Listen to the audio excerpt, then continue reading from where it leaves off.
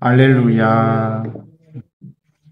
주님이 말씀하신다. 고생하며 무거운 짐을 진 너희는 모두 나에게 오너라. 내가 너희에게 안식을 주리라. 할렐루야.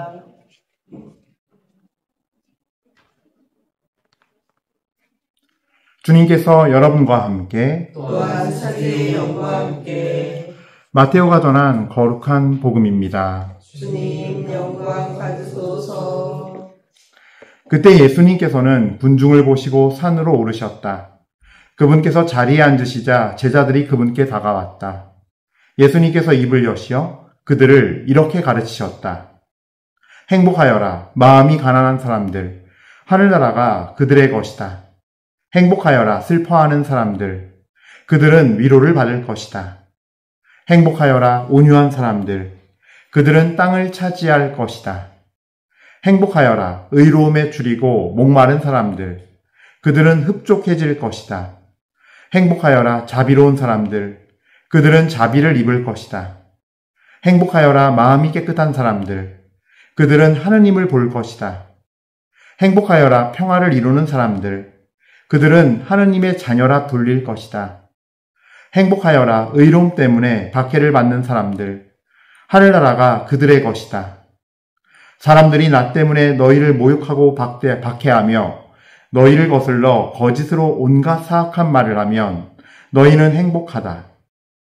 기뻐하고 즐거워하여라. 너희가 하늘에서 받을 상이 크다. 주님의 말씀입니다. 예수님 찬양합니다. 삼위예수님, 찬미예수님. 네, 반갑습니다. 오늘 이렇게 11월 이렇게 모세성인대 축일 맞이해서 이 시간을 함께 갖게 되었습니다. 그냥 쭉 미사 시작 전에 그런 어떤 돌아봄들이 있었어요. 이거를 처음에 할 때, 이 미사를 하면 과연 사람들이 오기나 올까? 라는 두려움이 있었어요.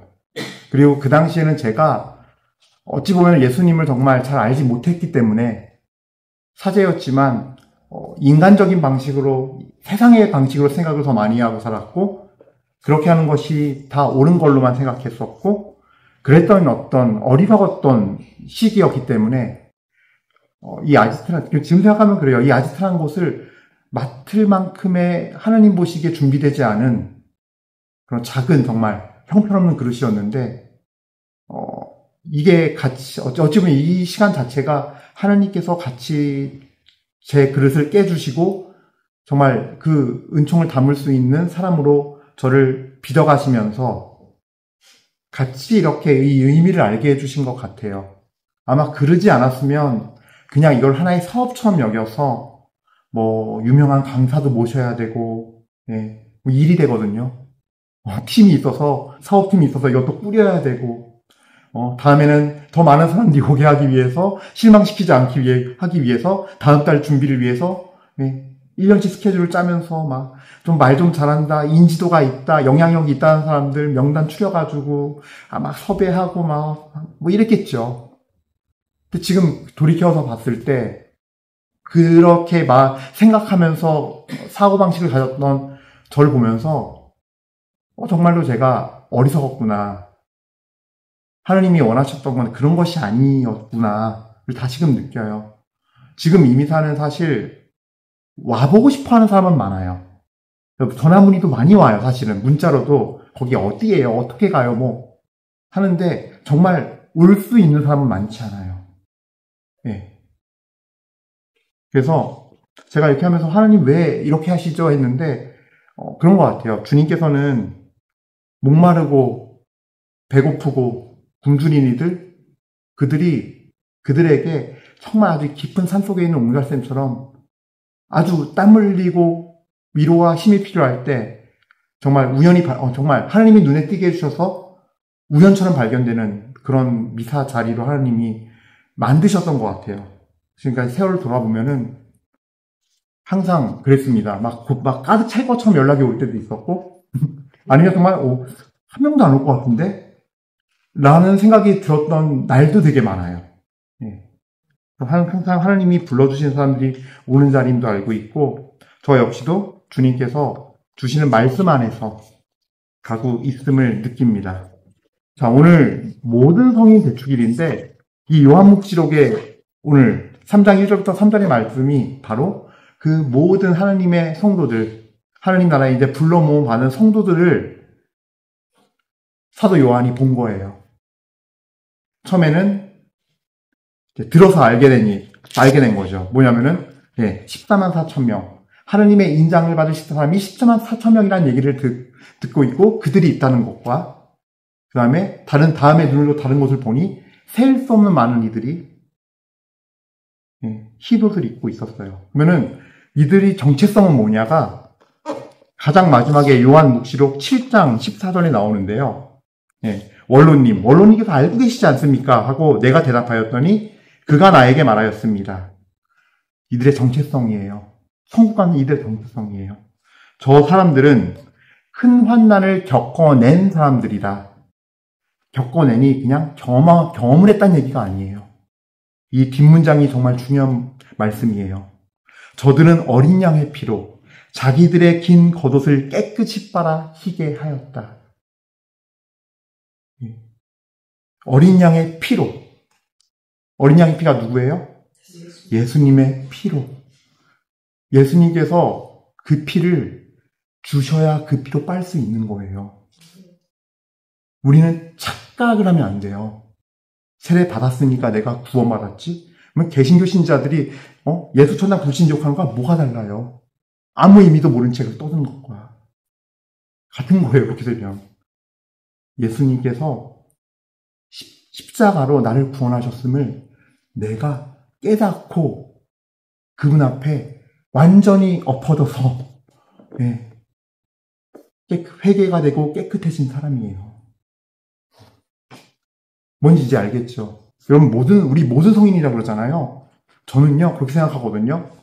교회가 어찌어찌 조사해보고 알아냈더니 너무나 어마어마한 성인들이 있었어요.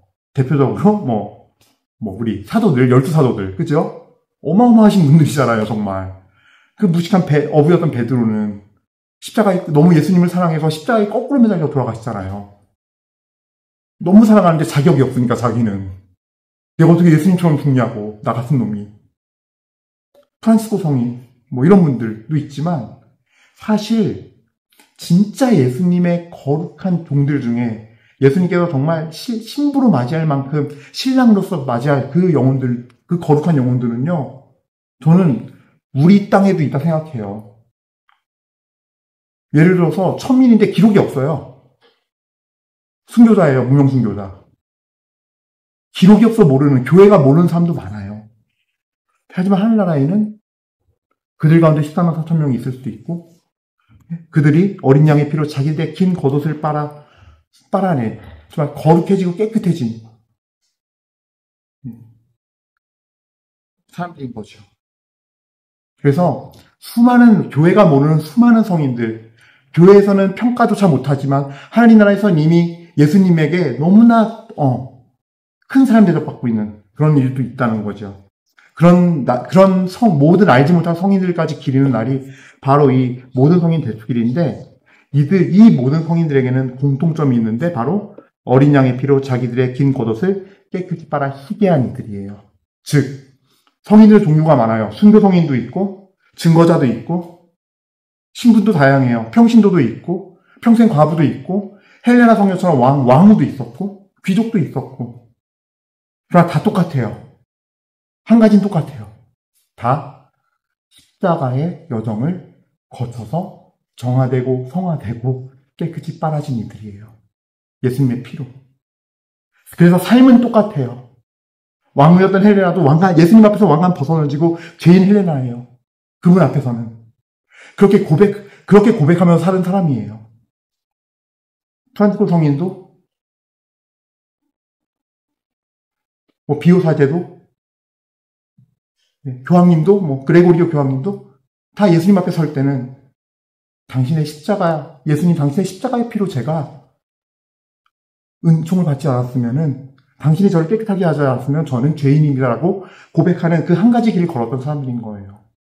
그러면서 그 각자 인생길에서의 십자가의 순환의 여정과 부활의 영광에 이르는 길을 걸은 사람들이에요. 이게 우리가 기억하는 모든 성인들이에요.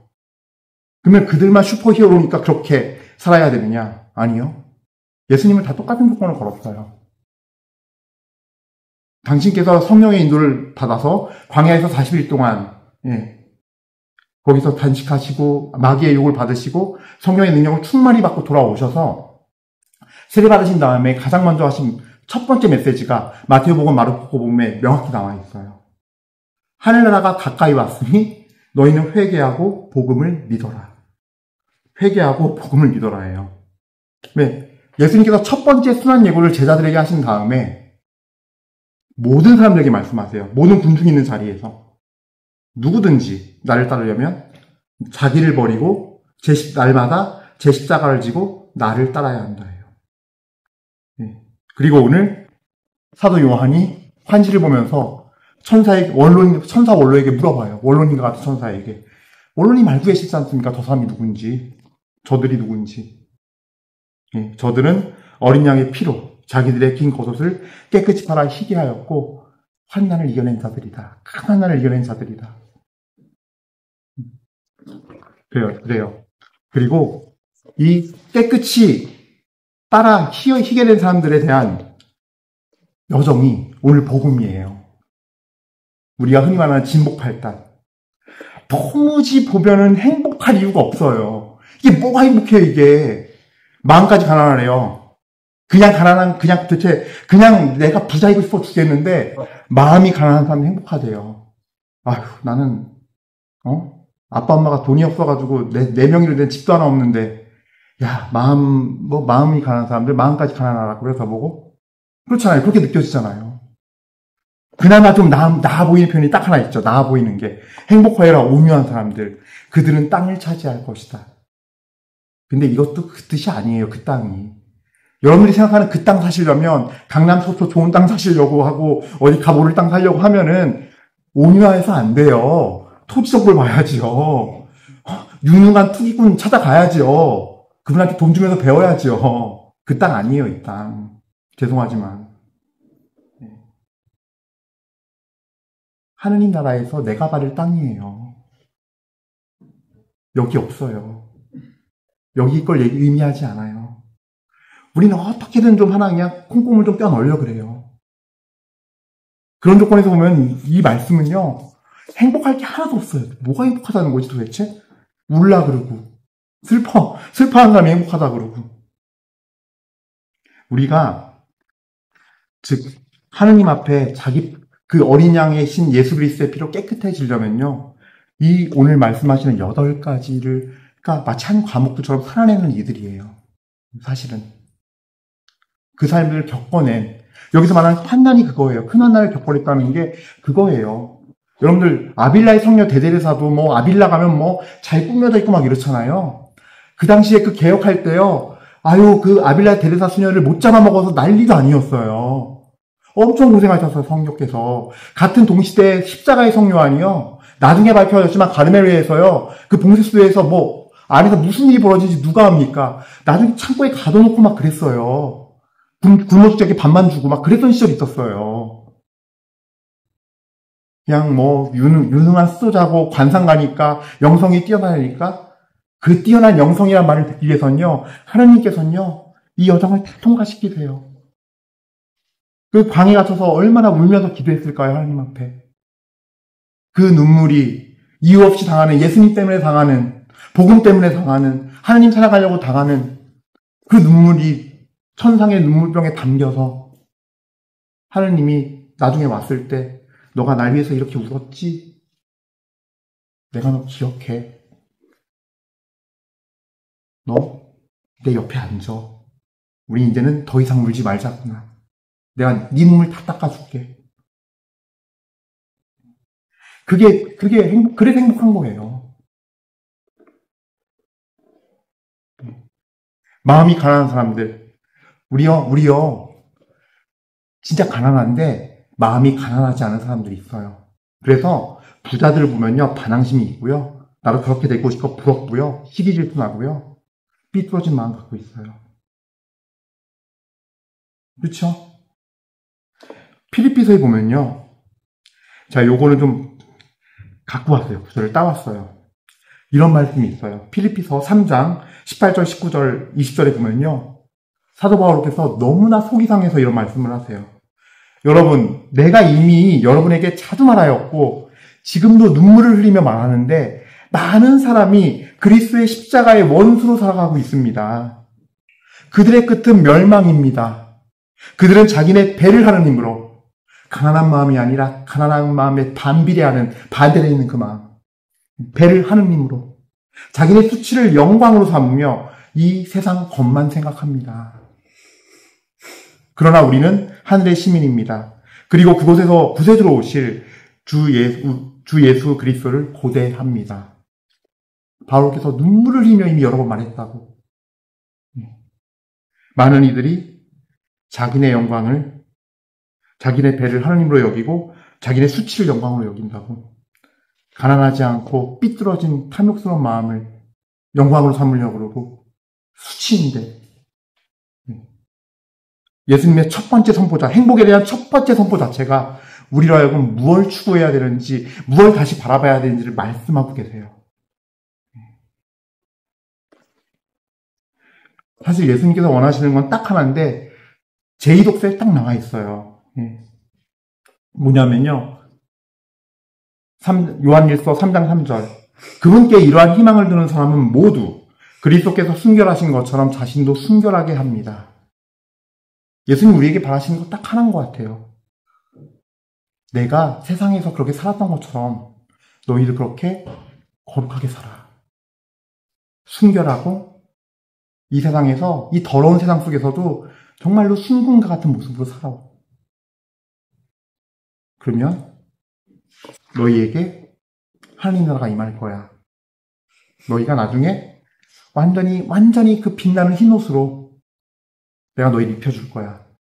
너희 그런 그 모습으로 그 깨끗한 정말 순결한 신부와도 같이 되어서 너희가 오는 나의 그 날이 심판 날이 아니라 너의 혼인잔치 날이 돼야 돼. 네가 주인공인 혼인잔치 날이 돼야 한다. 라고 우리를 사실은 초대하고 싶은 거예요. 그 날의 상징이 바로 오늘 모든 성인 대축일이에요. 우리보다 먼저 가신 신앙의 롤 모델, 믿음이 뭔지 보여주신 분들의 날이에요. 그들의 믿음을 본받으면서 우리도 따라가는 날이에요. 이 8개를 다 말하면요. 너무 시간이 많이 걸릴 것 같은데 그냥 제가 성령 안에서 주님께서 주시는 대로 그냥 함께 나누자면은 꼭 나누고 싶었던 구절이 뭐냐면 행복하여라 의로움에 줄이고 목마른 사람들 그들은 흡족해질 것이다. 이것도 꼭 나누고 짚고 넘어가고 싶은 게 뭐냐면 우리가 정말 마지막에 그 흰옷을 입은 자, 예수님의 피로 깨끗하게 빨아져서 흰옷을 입은 그 거룩한 이가 되는 여정 속에서 반드시 겪어야 되는 게 자기 엎어짐이에요. 쉽게 얘기하면. 내가 깨지는 거예요. 근데 어떤 사람이 깨질 수 있느냐? 잘 깨져서 정말 주님 앞에서 새롭게 되느냐? 새로운 피조물이 될 수 있느냐? 의로움에 줄이고 목마른 사람들이에요. 그것 때문에 예수님 앞에 가서 분투하고 집에 가서도 혼자 앉아서 책상 앞에 앉아서 의자에 앉아서도 예수님한테 묻게 되고 따지게 되고 혼자 눈물을 흘리게 되고 괴로워하고 성당 와서도 성체조배 앞에 감실 앞에 먼저 와서 앉아서 묻게 되고 괴로워하게 되고 이 분투함이 있는 자, 마음 안에 의로움이 있는 자, 그 씨앗이 있어서 주님한테 괴로울 때마다 어디 외칠 데가 없어서 세상에 외쳐도 소용이 없어서 여기 와서 예수님한테 물어보고 따지는 자. 그 자가 흡족함을 얻게 될 거예요. 그 자가 하나님을 만날 거예요. 근데 우리가 그 시간들을 못 견뎌내요. 자기가 깨지는 걸 너무 두려워해요.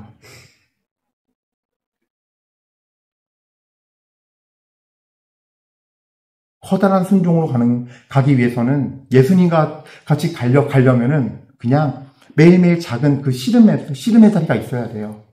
거기서 깨지고 순종하고 깨지고 순종하고. 성모님도요. 내가 어떻게 아들을 낳지 걱정했으면요. 가브리엘 대천사 앞에서 대답 못했어요. 그 생각 안 하고 예한 거예요. 거기까지 생각 못 하고 안 하시고 예한 거예요.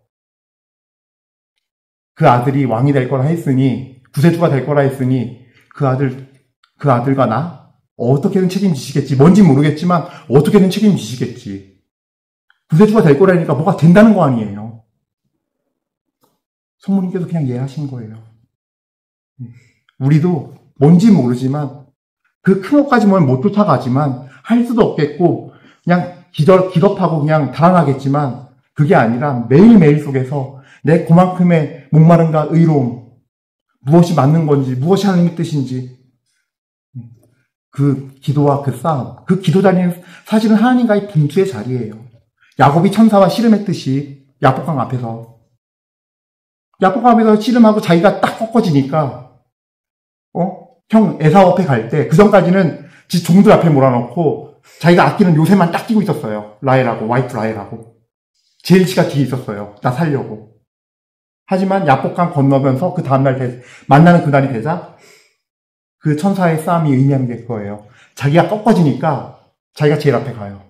그리고 요셉하고 라헬, 사랑하는 요셉하고 라헬은 제일 뒤에 둬요. 그리고 형이 보이니까 7번 절하면서 가요. 그러니까 형 에사우가 무슨 일이 벌어졌는지 모르겠지만 군사 400을 끌고 왔다가 마음을 돌리고 동생을 끌어안아요.